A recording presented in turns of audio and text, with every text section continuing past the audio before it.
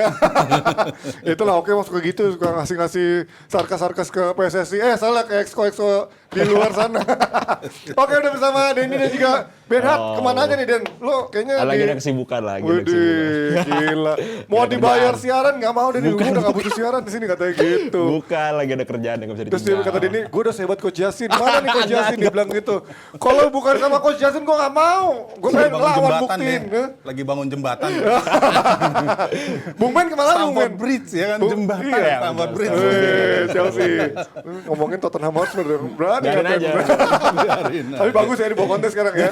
Bagus ya. Enggak Walaupun juga. sesaat doang. Enggak juga, Enggak juga. Kalah sama Murah itu sesuatu hal yang parah aja. Jangan. Takut di BHP-in dia sama Conte. Oke, Udah biasa, Sam. kita udah biasa. Udah biasa. Kemana aja Bung Ben? Sibuk ya? Enggak. Kayak gue liat sehari 3 kali di TV mana tuh. Oh, dia nyebut diri sendiri dia. iya. Dia Iya, nyebut iya. diri sendiri. Bedanya, yang satu harga Volley freelance, satu bola harga tinggi. Dia ingin karyawan. merendah untuk meninggi. Gila Pak Anjir. Pak, itu bukan saya, salah orang. Oke, udah sama Denny sama Bung Yes. Ben yang udah lama absen juga. Ya. Kita mungkin akan memanggil kembali mereka di DPI untuk kembali Roh-rohnya meramaikan aja. show-nya, roh-rohnya lagi. Untuk mungkin para fans-fansnya Dendi yang juga kemarin sempat mendukung Dendi sebagai newcomer DPI dan juga fansnya Bung Benhart yang mungkin sesama fans Spurs. Emang ada fans Spurs. Oh, kan kita Makanya agak lucu ya. Nah ini kita selalu ngomongin dulu Udah, pemilihan. Belum.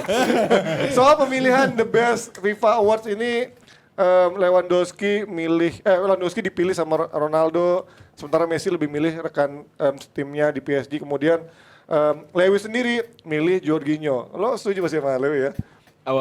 Pilihannya Jorginho. Pilihannya dia milih Jorginho. Ya setuju aja sih. Setuju Sekarang aja. ini kalau kita berbicara soal FIFA Men's, ini kan kita ngomongin 1 tahun ya, 1 tahun ya. FIFA Men's. Sisa Men's coach, sisa best Men's player.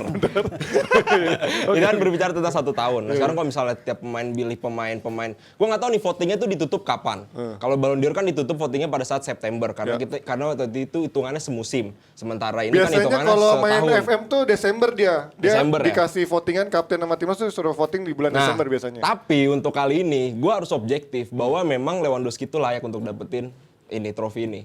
Karena memang kalau kita berbicara tentang 1 tahun ini, Jorginho itu udah mulai menurun statistik permainan itu, grafiknya tuh mulai menurun. Kan kita pas Ballon d'Or tutup voting, sebelum Ballon d'Or itu ada seremoninya, sebelum dibicarakan siapa yang juara segala macam, itu kan Jorginho mulai blunder apa segala macam ya kan. Artinya itu penilaian tetap masuk ke dalam trofi ini, sehingga bagi gue Lewandowski lebih layak lah untuk bisa Tapi kan menang trofi ini. maksudnya tahun lalu pun juga seharusnya kalau dibandingin sama Lewandowski kalau performance juga kalah dong. Betul, Jorginho. tapi kalau misalnya per musim itu kan Jorginho dapetin piala di Italia, sama juga di Chelsea. Nah itu yang membantu Jorginho. Gua pikir Jorginho akan menang Ballon d'Or. Tapi Olivier kalau Giroud untuk- juga dapat kemarin, walaupun kan Italia nggak menang tapi kontribusinya tidak sebanyak Jorginho dong. ya. Gimana Bung Ben, lu ngeliat Ini Lewandowski? nature-nya emang harus dirubah Ji. Namanya award-award kayak gini kan satu yang paling nggak bisa dirubah tuh pemain-pemain yang penentu hasil pertandingan. Ya. Jet striker, terus ya, Cetak gol statistiknya itu banyak, jelas ya, ya. biasanya. Jadi memang ya itu praktikal yang akhirnya membuat voting-voting ini ujung-ujungnya ke situ aja. Yang sebenarnya anomali itu terjadi di 2003. Tapi waktu itu masih Nedved ya. Ya. Terus 2006 Cannavaro. Sisanya ya ada Modric ya, ada Modric juga. Nah, itu sisanya ya udah striker-striker aja. Itu yang nature-nya yang sedikit dirubah. Nah, kalau kita bicara Jorginho, ini sebenarnya ini orang nggak beruntung nih gue bilang Ji. Nggak beruntung karena biasanya kalau ini kan awarding yang dilihat di turnamen yang dimundurin. Sebenarnya ada momen-momen kalau tahun-tahun genap ya di awarding ini sebenarnya nyayurnya pemain-pemain nih. Iya, iya. Biasanya kalau tahun-tahun genap itu kan ada Piala Dunia, ada Piala Eropa. Itu biasanya itu langsung. Itu poin-poin di mana kesuksesan lo di level klub itu akan kalah. Dan juga di champion ya. Itu koefisien yang paling tinggi. Tapi kalau kita bicara Jorginho ya wajar. Wajar dia harus ngakuin dengan Lewy ya. Iya. Gimana ya? Soalnya ya gitu tadi berbicara soal 1 tahun itu, Jorginho mulai menurun. Ya blunder lawan Arsenal lah, blunder lawan banyak banget blunder. Sekarang kalau misalnya gue pengen belain Jorginho pun nggak ada alasan untuk ngebelain Jorginho juga gitu. Karena memang Lewandowski sangat-sangat konsisten bermain. Tapi kan Lewandowski berarti kalau hitungan secara timnas dia nggak ada apa-apanya dibanding Betul, nah Jorginho itu kan. makanya juga jadi kritik gue bahwa memang pemilihan pemain terbaik itu susah banget untuk Tapi dipilih. sebenarnya the best tuh Jorginho. Yang terbaiknya aja milih Jorginho. Enggak, Kan dia merendah. Karena Dia nggak boleh milih merendah. sendiri, katanya boleh ya? Boleh ya? Kalau nggak boleh kan? Tapi Kalau kan ada pilihan Neymar atau Messi misalnya. Ya, ataunya gitu kan. Atau bisa jadi juga dia milih Jorginho karena dia tahu Tapi kayaknya sebenarnya Jorginho itu tadi, nggak akan banyak yang milih. Ini kayak Enggak, Cinderella, ini kayak Cinderella nih, Ji. Jorginho tuh sebenarnya the best player. Yang the best aja milih Jorginho. Salah aja milih Jorginho kan? Betul. Enggak lah, karena dia tahu kalau dia milih Ronaldo atau Messi bakal jadi jinx nih, bakal gue kalah lagi nih kayak Iya kemarin bisa kan. jadi karena itu, Ya karena kan? dia Bakal mikir kalah kayak di kalau Ballon misalnya d'Or. gue milih Jorginho kayak nggak banyak nih Iya, milih Jorginho kayaknya nggak akan Jorginho juara nggak juga. populer gitu Udah, kan. akhirnya gue Cuma milih ini Jorginho. harusnya dibikin story-nya harusnya sama Chelsea. Jadi Diangkat. walaupun de facto-nya itu si Lewy yang menang, tapi sebenarnya the real winner itu ya Ya Jorginho karena dipilih oleh Lewandowski. Karena Lewandowski aja milih dia loh sebenarnya. Tapi benar juga sih, maksudnya ini bisa jadi point of view yang menarik ketika Lewandowski yang juara aja atau menangin penghargaan tapi ternyata milih Jorginho. Apakah harusnya ini bisa menjadi standar yang apa ya, dipertanyakan standarnya harusnya ngeliatnya dari mana gitu, karena nggak adil kalau bandingin striker yang golinnya begitu banyak sama pemain gelandang tengah yang kelihatannya cuma kelemar-kelemar di tengah lapangan, cuman kayak Busquets doang kan kayaknya nggak mungkin kepilih padahal perannya Padahal sebenarnya gede sangat banget penting di banget Barcelona Busquets kan. ya. Tapi kan enak, bagus tuh Ji kalau digali itu.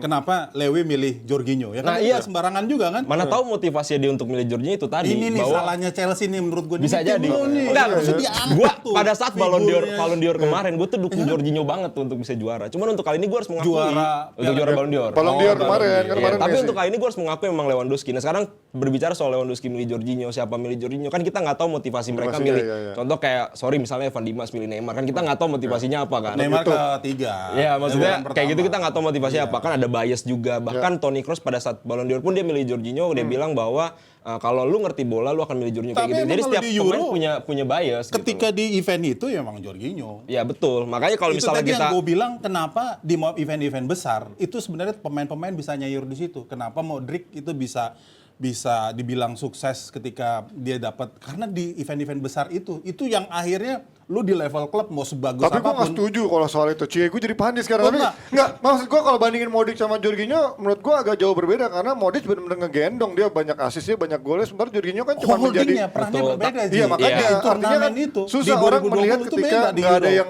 ibaratnya kalau nggak ada yang lo sajiin yang benar-benar kelihatan, itu yang menurut jadi voters jadi Nah susah makanya kan itu untuk tadi dibandingin. yang harus dibenahi lagi kan itu. Kenapa harus gol asis, jumlah asis komplit segala macam. Jorginho salah satu pemain penting. Makanya tadi gue bilang bahwa FIFA Best Men's Ini Player gambarnya ini kurang tuh tepat nih. Harusnya gambarnya Euro aja. kan setahun penilaiannya. setahun. Sementara Ballon d'Or satu musim. Iya. Nah kalau satu musim gue sangat setuju banget Jorginho yang menang. Bukan Messi? Bukan. Enggak.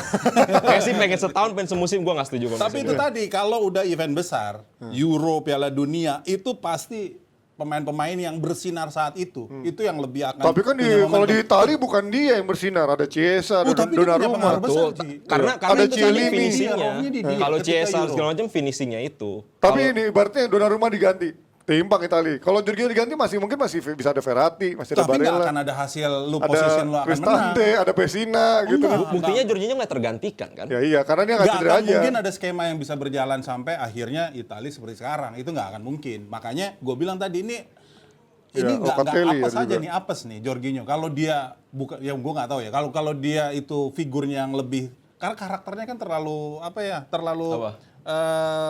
Introvert lah. Apaan dia kan kalau penalti punya ciri khas sendiri. Enggak. Malah. Ini, Itu yang sayangnya kalau dia punya figur yang lebih, mungkin dia akan lebih di aware karena Di kan mata fans ujung-ujungnya lah minimal. ujungnya kan pemilihnya kan pelatih, Iya, pelatih timnas, kapten. kapten timnas, Kapten. media dan fans. Nah, itu yang kurang. Kurang pengaruh besarnya di situ. Atau mungkin bikin kategori baru, pemain terbaik di belakang layar gitu ya. Jadi yang benar-benar yang memang orkestra, yang memang sebenarnya jarang diekspos dibandingkan sama pemain-pemain yang nyetak gol, yang memang ngasih assist. Jorginho kan cuman jagonya penalti doang kan. Oke, kita pindah dulu dari Best FIFA Awards. Ini mungkin tadi udah dibahas juga Evan Dimas milih Neymar ketiga. Tadi milih pertama siapa ya Neymar? Evan Dimas ya? Messi apa? Messi ya? Ronaldo. Messi lagi. Terus juga nih, ini juga menarik. Messi Ronaldo ini mah template banget ini Evan Dimas. Kayaknya Ini kepepet nih kayaknya. Ini kepepet nih. yang dia tahu aja. Siapa yang main terbaik? top Oh, of mind Messi ini, top Neymar of gitu. mind. Oh, ini udah Kalau tulis Sintayong nih. keren, dia masih up to date ya, ngeliatin Salah yang emang tahun lalu oke, Lewy dan juga N'Golo Kante yang menurut gue lebih bagus daripada Jorginho. Oke, sekarang kita pindah ke ini mau apa sih sekarang? Sasi Negara apa? Ini apa sih Lewy ya? Aduh. Lewi, ini kalau di negara kan dia susah nih. Artinya ketika dia menjadi pemain terbaik. Tapi kalau lo bandingin sama Messi misalkan, kemarin juara sama Copa America, sama Argentina, Lewi kan nggak kemana-mana, cuma di Munchen. Kalau kemarin bahkan gue ngobrol sama Coach Yassin, Sancho jago di Bundesliga. Ya kan itu Bundesliga, dia punya banyak space, dia bisa ngelawan back-back yang sangat lambat. Ya mungkin kalau Lewandowski main di Premier League atau di lain, apakah bisa segitunya? Tapi Lewandowski pun di Liga Champions melawan tim-tim Premier League kan golin-golin juga. Terakhir lawan Chelsea lah, dibantai kan Chelsea, Lewandowski golin banyak. Terus berbicara soal negara. Sekarang kalau kita berbicara soal negara, Lewandowski gimana mau ngangkat satu negara itu kalau teammate-nya aja kurang kualitasnya. Lah Modric bisa gendong Kroasia kemarin ke final. Betul, tapi kan Kroasia juga nggak banyak pemain yang jelek juga. Sebenarnya ada banyak yang main bagus kayak Perisic lah waktu itu Ya, lagi iya sih, ada bagus-bagusnya, Rakitic juga ya. Mandzukic, Rakitic. Nah sekarang Lewandowski berbicara soal dia striker. Dia pas di Euro kemarin 3 pertandingan Polandia dia cetak 3 gol juga kok. Dalam arti tugasnya dia dijalankan dengan baik. Sebagai Tapi striker. kalau misalnya Polandia kejebolan emang salah Lewandowski kan Salahnya bukan. si dong. itulah ketahu kiper ganteng itu.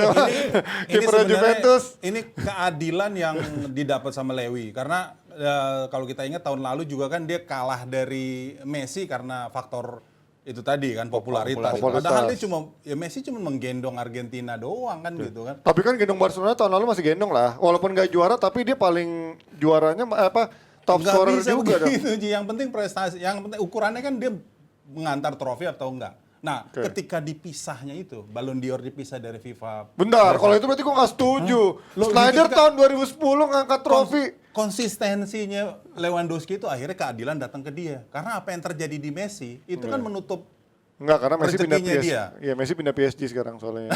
Nah Jadi nggak itu ada. dia itu juga. akhirnya ketika dia di level negara, ya sama seperti Messi lah. Sebelum dia Copa Amerika kan, Biasa dia aja. nggak ada Tapi udah apa-apa. 2 kali final ya, 3 kali final Piala Dunia sama Copa kan sempat. Sama satu lagi yang centenary Copa Amerika Iya, kan, kan, yang makanya. diadain buat dia tuh sebenarnya Iya, gagal taunya nggak juara juga. Nah itu tuh sebenarnya keadilan yang datang ke Lewandowski, akhirnya dia dapat dan definitif lah. Nah, Dan di 2 tahun berturut-turut ya. Artinya jadi adil Lewi. nggak sih kalau ngitung bandingin pemain cuma berdasarkan dari level klub dan juga negaranya, kenapa nggak ngitung dari dibikin musim. kategori memang dari klub aja. Nah, Kalau emang pemain iya, terbaik turnamen aja gitu. Jadi kalau kita ngitung dari negara kan nggak adil. Misalkan dari negara Chumbawamba gitu, atau Ya, negara makanya dari mana itu gitu. menarik juga. Makanya kalau kita berbicara soal contoh nih, misalnya NBA kan gampang banget tuh milih untuk most valuable player itu gampang Iya. karena dia cuma satu liga, nggak ada main di negara juga. Sementara Lewandowski sekarang kalau lu striker, lu main sama De Bruyne, Bruno Fernandes, lu gampang cetak gol karena yang supply lu bagus. Kalau lu mainnya sama pemain-pemain contoh Lingard misalnya, Iya. kan susah juga cetak gol. Polisi gitu. enggak. Jarang. Lingard, Sancho, ya kayak gitu. Ziyech gitu ya, nggak pernah ada Itu susah cetak gol tuh. Makanya Cavani terpikir Tusukan kayak gitu, itu susah. Tusukan aja Makanya udah. bagi gua mungkin tadi idenya menarik juga tuh level negara, tapi ya bagaimana lagi? Udah kayak gitu standar pemilihannya ya diterima aja udah. Ini sebenarnya jualannya aja. Jualan FIFA aja di sini. Nah, kalau lu lihat kan nilai kontraknya 35 juta US dollar tuh bukan sesuatu yang murah untuk sponsorship awarding ini. Jadi ini as a package aja. Jadi nggak mungkin itu akan dihilangkan.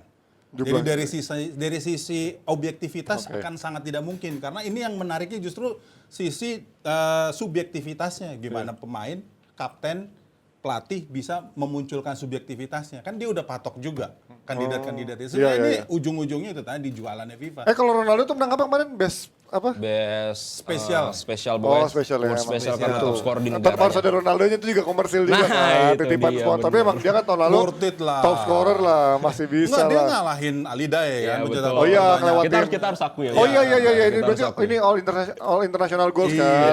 dia Rekornya memecah. Itu tuh. dari- emang. belum berhenti loh. Kayak sekarang. bangga banget nih. Siu. Harus ada sih tapi ini Untung aja Ronaldo pindah ke MU. Kalau nggak jadi ke MU kan juga MU nggak dapat apa-apa juga di sini. ya bisa. Ini MU digendong sama ini. Ya sama kayak Tuchel sekarang. Bakal jadi kayak Di Matteo doang. Tapi nanti kita bahas soal Tuchel. Nah, sekarang kita ngomong dari best 11 ini yang dari FIFA Pro Men's World 11 tuh.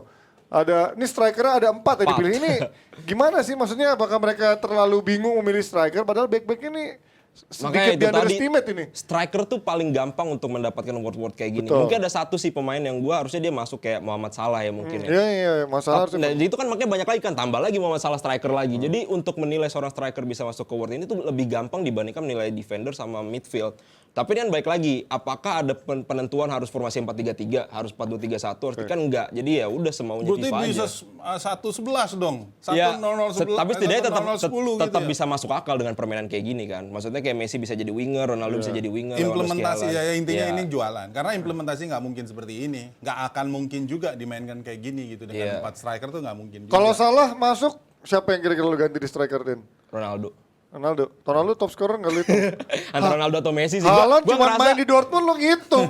Timnas ngapain dia gue tanya. Tapi Haaland ngangkat Dortmund gila loh, dia golinnya banyak, tajam. Lu kalau lihat Dortmund main Haaland tuh- Bundesliga bro, Betul. Liga Champions sampai mana juga. Dia lawan City juga ngelawan kok waktu itu Dortmund dengan Haalandnya dengan Dortmundnya, Sancho sorry. nggak ada. Oh ini ya, waktu PSG ya, ngelawan ya. Waktu itu juga ngelawan. Terus dibalas juga sama Neymar gitu juga. Makanya kalau kita ngomongin Selebrasinya ya. soal ya level Bundesliga kecil, toh contoh ketemu di Champions League kalah-kalah juga banyak tim Premier sama tim Bundesliga gitu. Oke, kalau Bung Menat dari pilihan tadi siapa yang kira-kira layak masuk yang menggantikan yang ada di 11 tadi? Yang tahun lalu tampil bagus. Ini Jorginho? Jorginho ada pasti ya. Jorginho Kante ada. Ada pasti main Chelsea. Kante ya kalau lebih bagus. dilihat trofi ya lagi-lagi ya. Ini sih sebenarnya udah ideal ya kalau menurut gue. Tapi dari segi skema Back Chelsea yang padahal kuat ya secara defense Iya. nggak dipanggil sini nggak ada yang masuk. belakang yang justru Rudiger yang tuh harusnya harusnya masuk ada. tuh. Ya Rudiger yang harusnya ada. Itu yang belakang yang nggak ada tadi ya. Harusnya Malah Alaba yang tahun lalu mainnya ya biasa-biasa aja. Bukti dibuang kan sama Munchen kan. Ya. Kardus banget ya. Kardus banget. Siapa lagi? Ada lagi nggak lo yang pilihan personal yang memang menurut lo layak masuk di Itu sini? tadi dua Salah Selain sama Salah? Rudiger paling. Rudiger? Salah sama Rudiger. Karena kalau Salah sebenarnya kalau kita berbicara soal setengah tahun pertama kurang ya Kurang, sebenarnya. iya, Cuman iya. setengah tahun terakhir ini dia jadi one of the best striker in the world menurut gua. Makanya dia layak masuk untuk pemilihan ini dan termasuk juga Rudiger, di mana Rudiger sampai sekarang kan bahkan Jadi naik paling mahal sejajarin sama Van Dijk lah, bahkan Real Madrid pengen, PSG pengen. Jadi Rudiger menurut gua worth it lah untuk masuk ke tim itu harusnya. Kalau Rudiger masuk gantiin siapa 3 back tadi? Tadi siapa? Alaba Alaba, dia dia sama nggak Bonucci. ganti striker dong. sama oh iya benar ganti striker. Ganti Siapa yang ganti? striker. Ronaldo lagi lo ganti? Antara Ronaldo atau Kalau Messi gue sih. Haaland lah. Hah? Belum lah Haaland. Tuh kan, bener nih. Belum.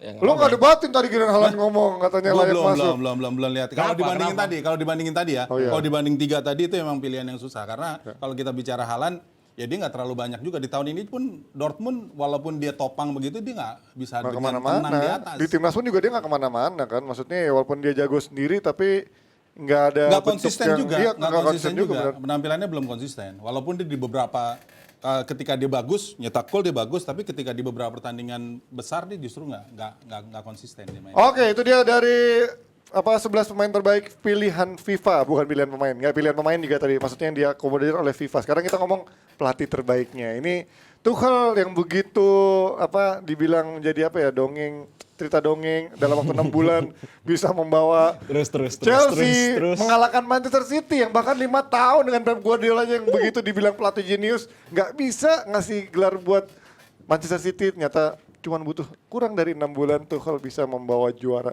Sekarang Itu jadi nginget lagi kita sama Di Matteo ya. nah, Iya kan? mungkin bedanya ya Di Matteo di final kalian siapa ya? Munchen waktu itu ya? Munchen. Ngalahin Munchen kan, Munchen. ini ngalahin Manchester City. Iya, di kandangnya lebih bagus Munchen mana lagi tuh kan. kira-kira Bung Mehat kalau ngeliat performa Chelsea di final waktu itu mah Kalau gue sih ngelihat Tuchel nih keberuntungan lah ya buat dia. Karena gini kalau dia kan sebenarnya bukan pilihan utama. iya. Bukan pilihan utama. Ragnik kan awalnya yang Ragnik, ditawarin. Ragnik, ya. Iya ya kan? Ragnik. Ragnarok. Gue pakainya Ragnik. Ntar gue berusaha pelatih mana Ya kan gue juga Pelatih Kan gue belum ngomong iya Ragnik harusnya awalnya kan Ragnik begitu Lampard diberhentikan. Tapi Nggak mau Ragnik nggak cuma mau. berapa cuma 4 bulan 5 Iya kan? bulan ya. Karena ditawarin kontraknya sama kayak Tuchel cuma setahun Iya, berapa dia nggak gitu. mau. Dia nggak mau, dia mau Tapi jangka akhirnya panjang. Tuchel pun sebenarnya itu sisaan kan. Iya. Sisaan dia. Sisaan pas itu udah setelah dipecat masuk itu ya akhirnya dia masuk. Jadi ganti wah ini Pak Polisi. Ada apa nih Pak Polisi? Rambutnya French toast sekarang. Lewat doang. Ya. Rambutnya French toast sekarang katanya. Ya. Ngikutin anak zaman Tapi kini lanjut banget. ngomongin Tuchel ya. Lanjut. Dulu, Ntar dia belum selesai. Lu silakan, jangan potong silakan. orang tua, Den. Silakan, Januari gue ingat silakan. tuh 26 Januari Betul. tuh, ya kan? Iya, 26 Sebelum Januari. lawan Wolf. Itu dia datang. Dan itu dia posisinya nggak sebagus ketika penggantinya Siapa? Liverpool Spurs siapa? Conte. Pochettino. Posisi tawarnya nggak bagus karena dia posisi nganggur digantiin Lampard. Terus ini kan cuma dalam tempo waktu singkat di mana pelatih siapapun yang di posisi juara champion tuh posisi negonya sangat bagus. Nah, itu dilakukan sama Tuchel. Ketika Tuchel belum pernah dapat trofi apapun. Dia gagal di mana-mana. Nah, PSG pernah Di dong. PSG.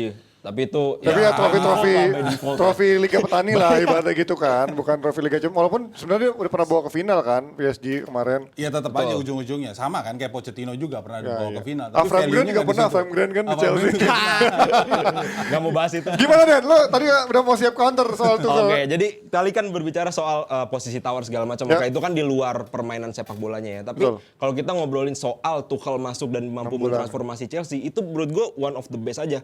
Kalau kita lihat Jurgen Klopp, Pep Guardiola, mereka tuh butuh berproses beberapa tahun untuk bisa membawa tim ini juara lah intinya gitu. Sementara Tuchel setahun aja belum kan, genap setahun aja belum, tapi udah masuk final Carabao, final FA, Super Cup dapat, Champions League dapat, dan mampu untuk mengubah banyak pemain Chelsea yang tadi udah nggak kepake tuh di zaman Lampard, kayak Alonso, Rudiger juga. Gue sempet kesel sama Rudiger karena blunder terus. Habis itu Christensen, Reece James, berapa kali sih kita ya jelek-jelekin Reece James lah. Sekarang sampai Coach Justin sekarang bilang bagus ya. Sampai sekarang Coach Justin bilang bagus kan. Bahkan Reece James disejajarkan sama Arnold segala macam. Dan itu menurut gue peran pelatih. Gimana caranya pelatih ini mampu jeli untuk melihat Alonso ternyata masih punya bakat loh untuk bisa bermain di starting line up. Reece James punya bakat loh. Rudiger bisa jadi one of the best back sekarang. Dan itu nggak mudah menurut gue. Tapi kalau sekarang mungkin kalau pemilihannya dari lu kok nggak ngebahas Lamela sih lu tadi? Lamela apaan? Rabona Nggak usah, nggak penting itu. Nggak usah itu. Biasa itu orang pemain Malaysia aja pernah masuk di nominasi Puskas Award. Ya menang ya pemain Malaysia. Kita kan menang. Ya, menang. Masa Lamela doang Tapi nggak Spurs bisa. 2 kali dapat Puskas. Ya. Puskas aja, yang penting dapat trofi. Ini Lanjut, Sol. London Connection ya begini. Oh, gue pikir mau ngomong London Pride. Apa yang mau dibanggain dari sana gitu. Nah, kalau ngomong Ibu kota. ya bedanya London Utara udah karatan, London Barat yang menguasai sekarang. Kalau ngomong tadi balik soal Tuchel, kalau misalkan mungkin dihitung dari setahun terakhir, termasuk dari 6 bulan terakhir, lo melihat sekarang apa yang berbeda dari Tuchel sekarang yang begitu fantastis bisa memaksimalkan performa pemain-pemainnya dan juga bisa mentransformasi pemain-pemain yang nggak begitu kemarin maksimal di bawah Lampard secara maksimal. Sekarang kok kelihatan kalau kata Coach Justin udah karatan. Apakah terlalu egonya memaksakan 3-4-3 dan juga ya itu pemain-pemain andalannya? Ya itu makanya gue bilang 3-4-3 itu gue nggak pernah bilang 3-4-3 nggak karatan ya. Gue cuma menjawab kenapa sih Tuchel itu pakai 3-4-3. Salah satu poin utama adalah dia itu ingin memperkuat defense.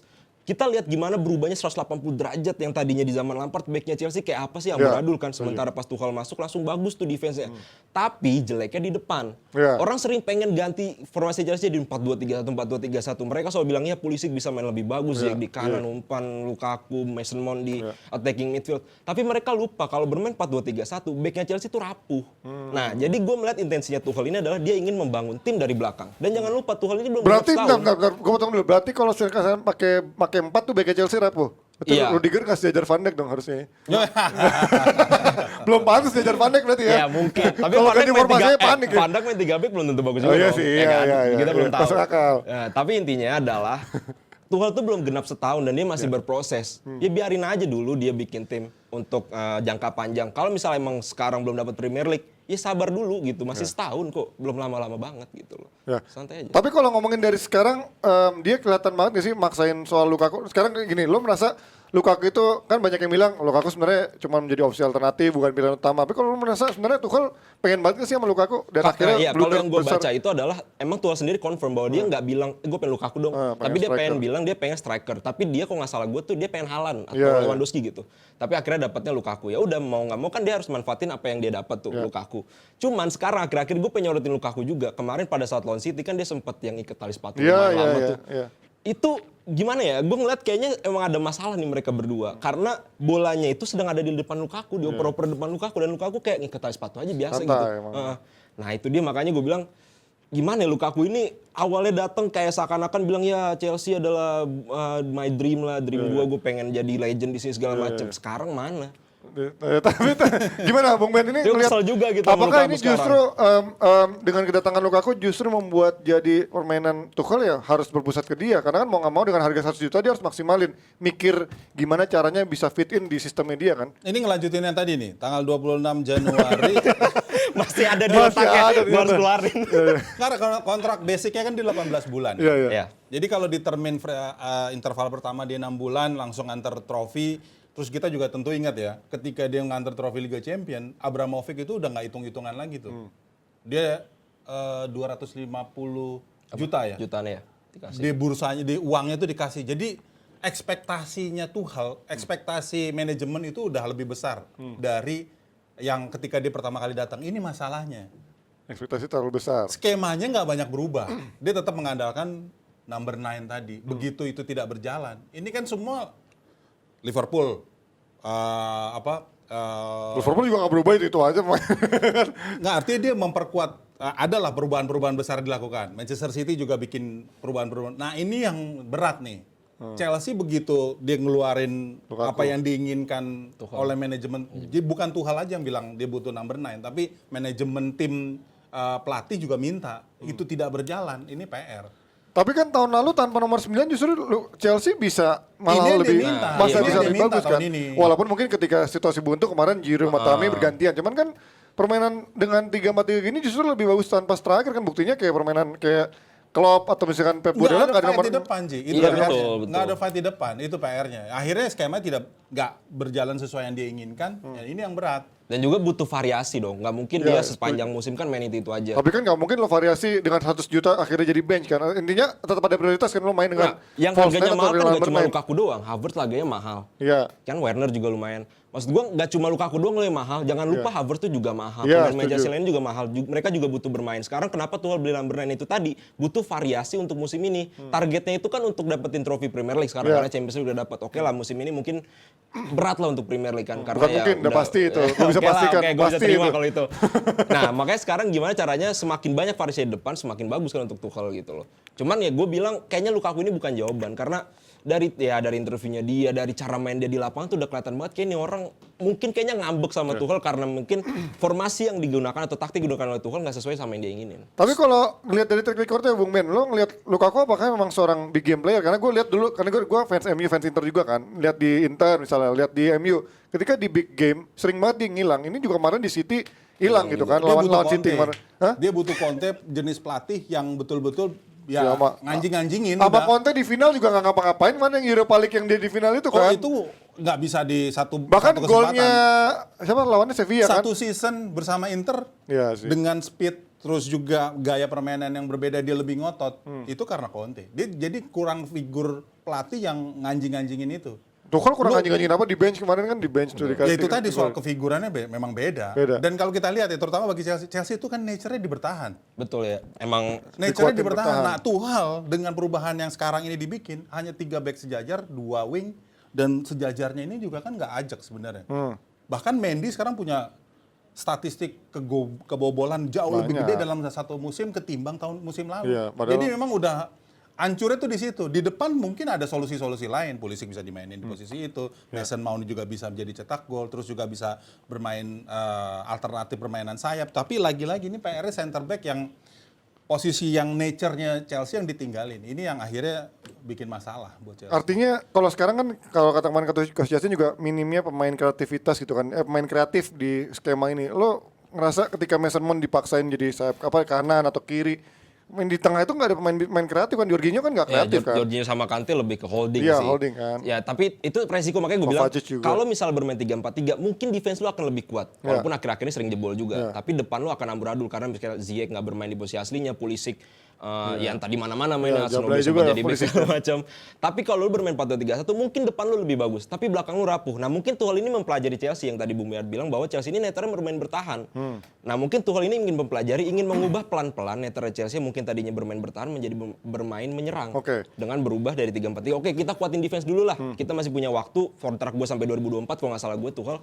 Kita mulai dari defense dulu, baru setelah itu kita kuat tengah dan kita kuatin depannya. Oke, tapi let's say kita tahu kulturnya Chelsea di bawah Abramovich seperti apa. Dengan sekarang udah lumayan ketinggalan 13 poin kalau nggak salah. Dan Ya. mungkin bisa ketinggalan lebih banyak lagi. Ketika dia untuk meraih minimal 3 besar aja kesusahan, apakah untuk setahun ke depan nasibnya menurut lu bakal aman Tuchel? Karena kita tahu pelatih-pelatih yang lain pernah meraih Di Matteo misalkan Champions, walaupun mungkin Di Matteo sedikit keberuntungan. Pelatih lain yang Ancelotti udah double trophy Premier League, Ya, terus juga Ancelotti. Jose Mourinho gitu kan, semuanya selalu gagal. Apakah ini akan ada excuse buat Tuchel karena menangin Liga Champions dan juga bisa mentransformasi pemain-pemain yang sempat nggak ada, sempat hilang lah gitu. Ya, gue semenjak Conte dipecat, gue melihat sepertinya ada perubahan sedikit. Ini penglihatan gue aja ya, bisa setuju bisa enggak.